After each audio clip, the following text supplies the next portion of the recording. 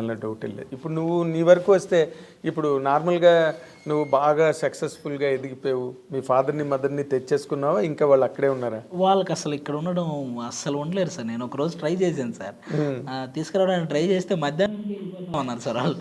వాళ్ళకి పాపం ఆ ఊర్లో ఇంటి దగ్గర కూర్చొని ఆ అరుగు మీద కూర్చొని పక్కన వాళ్ళతో కబుర్లు చెప్పుకోవడం, వచ్చిపోయే వాళ్ళతో మాట్లాడుకోవడం, ఇవి బాగా అలవాటు సార్. అందుకని కాసేపు కూడా ఆ రూమ్లో ఉండలేకపోయారు సార్ వాళ్ళు. ఇక్కడేం మనకి ఇరుగు పొరుగు ఉండరు, ఎవడు వాళ్ళ వాడితే ఆ ఇంట్లో ఉంటే వాళ్ళే అంతవరకే సార్. అదే పక్కింటికి వెళ్ళి మాట్లాడేది. వీళ్ళకి ఏంటంటే బయట కూర్చొని ఇప్పుడు పైగా నువ్వు ఇంత సక్సెస్ఫుల్గా నీ గురించే కబుర్లు జరుగుతూ ఉంటాయి నాకు తెలిసి. అంతే సార్, ఏదో ఒకటి వాళ్ళకి సరదాగా ఏమో 1,00,000 కబుర్లు చెప్పుకుంటారు. ఈయన వెళ్ళి బయట బ్రహ్మంగారి మఠం అని ఒకటి ఉంటుంది సార్ మా ఊర్లోనే. ఓకే. ఆ మఠం దగ్గర అరుగు మీద కూర్చుంటూ ఒక 20 మంది కూర్చొని అందరూ హ్యాపీగా జోకులు చెప్పుకుంటూ వాళ్ళు సరదాగా ఎంజాయ్ చేస్తుంటారు. ఆ పొలానికి ఒకసారి వెళ్ళి చూసి వస్తే చాలు, ఆ మోటార్ ఆడుతుందా లేదా. వ్యవసాయం చేస్తున్నారా? ఇప్పుడు ప్రజెంట్ మనకు కొనుక్కున్న పొలం కౌలుకి ఇచ్చేసాం సార్, ఎవరొకరు చేస్తుంటారు. వీళ్ళకి కొంచెం వయసు అయిపోయింది కదా సార్ ఇంక ఈ టైంలో. అదేలే, కులదీపకుడివి నువ్వు. ఎందుకంటే ఇది నిజంగా ఒక సినిమా కథ చెప్పాలంటే, ఇదే ఒక సినిమా కథ.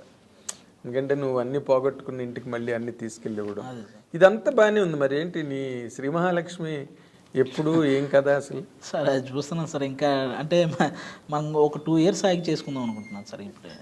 అవునా? అంతే సార్. లవ్ గట్ట ఏం పడలేదా? నేను నాకు ఏవో 1-2-3 విన్నాను నేను. బీటెక్లో అలాంటిది ఉండేది సార్. పాపం అమ్మాయికి పెళ్ళి అయిపోయి ఇప్పుడు పిల్లలు కూడా ఉన్నారు. మనం ఆ టాపిక్ మాట్లాడుకున్నా బాగోదేమో. బీటెక్ చాలా ఓల్డ్ చాప్టర్ అయిపోయింది, తర్వాత లేదు సార్. ఇంకా అక్కడతో నిజం. అంతే సార్, నిజంగా సార్, అంతే సార్. ఎలా బీటెక్లో బీటెక్ గురించి నేను అసలు ఎత్తట్లేదు అసలు. బీటెక్ చాలా ఓల్డ్ స్టోరీ. నువ్వు తర్వాత చాలా అచీవ్ చేసావు, జీవితం చాలా మలుపులు తిరిగిపోయింది. అదే సార్, చాలా సమున్నత స్థాయికి వచ్చావు. బీటెక్ ఎవడు అడుగుతాడు ఇంక నేను? ఇప్పుడు నువ్వు ఆ సర్టిఫికెట్ కూడా దాచుకోకలేదు ఇంట్లో. ఇప్పుడు నేను ప్రజెంట్ లైఫ్ నీకు ఒక క్రేజు, ఒక గ్లామరు, ఒక డిమాండ్, మ్యాక్సిమం వాటి జోలికి వెళ్ళలేదు సార్. అందుకే కొంచెం ఈ వేలో కొంచెం సక్సెస్ అయ్యానేమో అనుకుంటున్నాను సార్. 100% అయ్యావు, కెరీర్లో అయ్యావు. మరి వాటికి కూడా దూరంగా ఉంటున్నాను, ప్రేమలు పెళ్ళిళ్ళకి అంటే. ప్రేమలకైతే దూరంగా ఉన్నాను సార్, అంతే. పెళ్ళికి కాదు, పెళ్ళికి ఇంక ఇప్పుడే కాదని అనుకున్నాను సార్. ఎందుకంటే నాకంటే సీనియర్లు ఉన్నారు మా టీవీలోనే. అదే సుధీర్ ఉన్నాడు, ప్రదీప్ ఉన్నాడు. అంటే వాళ్ళు చేసుకోకుండా నేను చేసుకుని శబ్దం చేసేవంట. అంతే సార్. శబ్దం చేసావు, ప్రమాణం చేసావు? ప్రమాణం ఏం లేదు సార్, మాకు ఒక సరదా డిస్కషన్ ఉంటుంది కదా సార్. వాళ్ళు ఎప్పుడైనా ఎరాని ఇది ఎప్పుడంటే అన్న ఫస్ట్ మీరు చెప్పండి, మీరు నాకంటే పెద్దోళ్ళు, మీది అయ్యాక నేను చేసుకుంటాను. అసలు వాళ్ళది ఎందుకు వెళ్ళట్లేదు? ఏదో సుధీర్కి ఏదో లవ్ అఫేర్ ఉంది అంటున్నారు. అవన్నీ టీవీ పర్పస్ సార్. అలాని కాదు సార్, వాళ్ళు కూడా వెయిటింగ్. ఊరికే నాదంతా జీరో అయినా అలా ఏం లేదు సార్. వాళ్ళకు కెమిస్ట్రీ ఖచ్చితంగా వర్కౌట్ అయినట్టే కదా సార్. 9 years చేశారంటే ఆ కెమిస్ట్రీ ఉంటుంది కదా. అవునులే. దాన్ని వాళ్ళకి ఇంకా వాళ్ళ పర్సనల్ సార్, అది ఏదున్నా వాళ్ళు తేల్చుకోవాల్సింది వాళ్ళిద్దరు. అవును సార్, అవును. అంతేనా? అవును. సో ఇప్పుడు వాళ్ళు అయిపోగానే నువ్వు లైన్లో ఉన్నానంటావు? అంతే సార్. ఇది అసలు ఏంటి కండిషను? అసలు మీ ఇంట్లో వాళ్ళు ఒప్పుకుంటున్నారా నిన్ను? ఇంకా నేను నా పనిలో ఉన్నాను కదా సార్. ఇంకా వాళ్ళు నన్ను నా అంతకు నేను చెప్పే వరకు పాపం వాళ్ళు కూడా ఏమీ అడగరు సార్. అదే లాక్ చేసేవాళ్ళని. అంతే సార్. అసలు నార్మల్గా నువ్వు ఒక మాట చెప్పు. ఈ సినిమా ఇండస్ట్రీలో సెలబ్రిటీస్ అయిన వాళ్ళ మ్యారేజెస్ 2 రకాలుగా ఉంటాయి. అదే సార్. ఒకటి మన సుధీర్ లాగా ఇండస్ట్రీలో ఉన్న వాళ్ళే కొలీగ్స్, వర్క్ షేర్ చేసుకున్న వాళ్ళు ఒకటి. రెండోది ఇక్కడ ఉన్నప్పటికీ కూడా పేరెంట్స్ చూసి ఏదో సంప్రదాయాలు, కులం, నక్షత్రం, జాతకం, ఇవన్నీ ఉంటాయి కదా ఒక సైడ్. ఈ రెండిట్లో దేనికి నువ్వు మొగ్గు చూపిస్తావు? పేరెంట్స్కి సార్. ఎందుకంటే వాళ్ళకి పాపం అది బాగా నచ్చిన అంశం సార్. అది పెళ్ళి, ఒక అమ్మాయిని చూసి మా వాడికి ఇచ్చి పెళ్లి చేయాలనేది వాళ్ళు ఇంట్రెస్టింగ్గా చేసే ఒక ఎంజాయ్ చేసేది, వాళ్ళు బాగా ఎంజాయ్ చేసే పని సార్. దాన్ని వాళ్ళకి వదిలేస్తే బెటర్ అని నా ఫీలింగ్స్. అంతేనా? అంతే సార్. Great, really great. ఎందుకంటే నువ్వు ఉన్న ఈ రకమైన షో వరల్డ్లో బోల్డ్ టెంప్టేషన్స్ ఉంటాయి. నువ్వు ఎంత చెప్పినా, ఎంత కాదన్నా, ఎంత సుధీర్ ప్రదీప్ మీద తోసేసినా కంపల్సరీ అనిపించేవి అనిపిస్తూనే ఉంటాయి సార్. అది అనిపించకుండా మాత్రం ఉండవు సార్.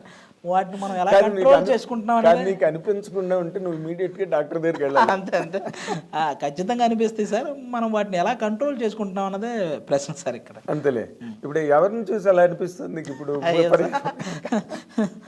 కాదు సుధీ, అది ఇప్పుడు సార్ నాకు ఆ అమ్మాయి అంటే చాలా ఇది సార్ అన్నది ఏమి లేదా? ఉంటుంది ఇంట్రెస్ట్, అడుగుతాయో జరగదు తర్వాత విషయం. అలా ఏం లేదు సార్. మనకి ఒక్కొక్కరు ఒక్కో టైంలో ఒక్కో హీరోయిన్ ఒక్కొక్కరు వచ్చినప్పుడు ఒక్కొక్కరిని మనం ఇష్టపడుతుంటాం కదా సార్. అలాగే ఇవన్నీ పాసింగ్ క్లౌడ్స్ లాగా. అదేలే, రామ్ గోపాల్ వర్మ గారు మన కూడా చెప్తుంటాడు కదా నాకు శ్రీదేవి అని. స్టిల్ అప్పలరాజు సినిమా ఓపెనింగ్ లో చెప్పాడు ఆయన. అవును సార్. అసలు నేను చాలా అప్సెట్ అయిపోయిన బోని కబుర్ చేసుకోగానే.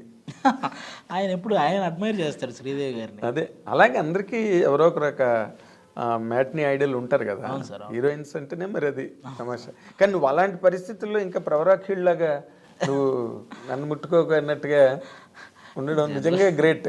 అదే సార్, ఈ ఇండస్ట్రీలో నీ ఏజ్కి నీకున్న గేజ్కి అంతే సార్, కంట్రోల్ అంతే. నార్మల్గా ఇప్పుడు నువ్వు పనిచేసే వరల్డ్లోనే మాట్లాడుకున్నావు. నువ్వు చాలామంది యాక్టర్స్తో పనిచేసావు. అవును సార్. అనసూయతో పనిచేసావు. అవును సార్. ఇంకెవరితో, రష్మితో చేసావు కదా. అవును సార్. వాళ్ళల్లో నువ్వు బెస్ట్ అని చెప్పాలంటే ఎవరిని చెప్పగలవు? అయ్యి బాబు, వాళ్ళిద్దరు పాపం ఇద్దరు బెస్టే సార్. స్టార్టింగ్ నుంచి జబర్దస్తిని మోసుకుంటూ వస్తున్నారు సార్ వాళ్ళు. వాళ్ళు కూడా వన్ ఆఫ్ ద పిల్లర్ జబర్దస్త్కి. అనసూయ, రష్మి. Rashmi compulsory sir. ఇద్దరే. అవునా? ఇద్దరికి సూపర్ టాలెంట్ ఉంది సార్. బట్ అందులో కూడా గ్రేట్స్ ఉంటాయి కదా. బాలు గారు గ్రేట్, ఘంటసాల గారు గ్రేట్. బట్ ఎందుకు సార్ గొడవలు అయిపోతాయి ఎవరి పేరు చెప్పినా? ఎందుకంటే ఇద్దరితో నేను వర్క్ చేయాల్సిన వాడిని. అదే, నిన్ను చంపేస్తారేమో. నువ్వు అక్కడికి వెళ్ళి అనసూయ గ్రేట్ అంటావా అని రష్మిని గ్రేట్ అంటావా అని అనసూయ. అంతే సార్. వాళ్ళతో వర్కింగ్ ఎట్లా ఉంటుంది నీకు? చాలా బాగుంటుంది సార్. ఇద్దరు స్పోర్టివ్నెస్ ఎక్కువ సార్ ఇద్దరికి. ఎందుకంటే నేను ఇద్దరితో వర్క్ చేస్తాను, ఇద్దరి మీద డైలాగులు వేస్తుంటాను. చాలా స్పోర్టివ్గా తీసుకుంటారు సార్. ఓకే. ఇప్పుడు నార్మల్గా రష్మి అంత సోషల్ మీడియాలో అంత హల్చల్ ఏమి ఉండదు, కానీ ఏదో ఉంటుంది తనకు ఉన్నది. కానీ బట్ అనసూయ మాత్రం మామూలు రేజ్ కాదు, ఫైర్. అనసూయ కూడా పాపం ఏం ఉండదు సార్. ఆ కాసేపు ఏదన్నా కోపం వచ్చిందంటే కాసేపు అలా మాట్లాడతారేమో, కానీ వెంటనే చాలా సాఫ్ట్ సార్ ఆ అమ్మాయి. అవును, చాలా సాఫ్ట్. బట్ నువ్వు సాఫ్ట్ అని మనం అనుకుంటాం, బట్ సోషల్ మీడియాలోకి వచ్చేసరికి మామూలు ఫైర్ కాదు. అంతే సార్. తనేదో అంటుంది, ఇంకా అక్కడి నుంచి ఫ్యాన్స్, నెటిజన్స్. అంతే సార్. నాకు తెలిసి ఆ అమ్మాయి ఏం చేసినా ఒకవేళ ఆ అమ్మాయి రైట్ అనుకుంటే ఆ టైంకి చేసేస్తుంది సార్. అందులో మరి వెనక ముందు ఆ అమ్మాయి రైట్ అనుకుంటే చేసేస్తుంది సార్ అందులో. అదేలే, తను మళ్ళీ అక్కడ ఉన్నప్పుడే చాలా సెన్సేషను. మన యాంకర్గా ఉన్నప్పుడే. ఇంకా రంగమ్మత్త అయిన తర్వాత రేంజ్ మారిపోయింది. కానీ బాగా చేసింది సార్ ఆ అమ్మాయి. రంగమత్తగా చాలా బాగా చేసింది. రీసెంట్గా పెద్ద కాపు సినిమా రిజల్ట్ ఎలా ఉన్నా కూడా ఆ అమ్మాయి క్యారెక్టర్ బాగానే ఉంటుంది సార్. అంటే డైరెక్టర్లు కూడా ఇప్పుడు తనకి ఒక క్యారెక్టర్ అని వాళ్ళు రాసుకుంటున్నారు అదే అనసూయ కోసం. అవును సార్. ఆ స్పేస్ ఇస్తున్నారు. అవును సార్. తనకి చాలా గొప్ప విషయం. బాగా పర్ఫామ్ చేస్తుంది సార్.